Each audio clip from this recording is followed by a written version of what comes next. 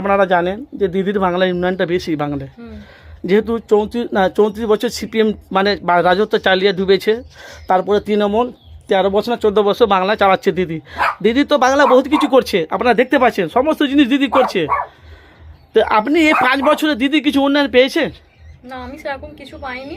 তবে রাস্তাঘাটের অনেক উন্নতি হয়েছে। হ্যাঁ, কিন্তু আমরা একটা ঘরের প্রয়োজন, যদি ঘরটা দেয় খুবই ভালো হবে। রাস্তা উন্নয়ন হয়েছে তাই তো? হ্যাঁ, রাস্তা উন্নয়ন হয়েছে, দেখতে পাচ্ছি রাস্তা উন্নয়ন। আপনার তো রোডের গাড়ি বাড়ি, আপনার পায়খানা বাথরুম না পায়খানা বাথরুম কিছু দেয়নি। কিছু দেয়নি, না।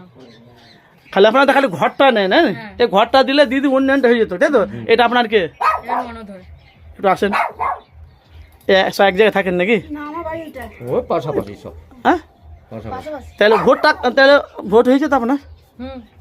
লক্ষ্মী ভাণ্ডার হয়নি তাই তো? কত বয়স হয়েছে কত? 25-এ পড়েছি। এবার তাহলে হবে মনে হয় তাই তো? তো ভোটটা কাকে দেবে? দেখি কাকে দেওয়া যায়। তৃণমূলকে নাকি?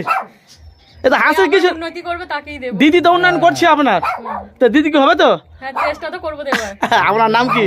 উন্নয়ন যে করবে হ্যাঁ? তাকে পম্পা বসু। বাড়ি? বাড়ি দক্ষিণ ডি।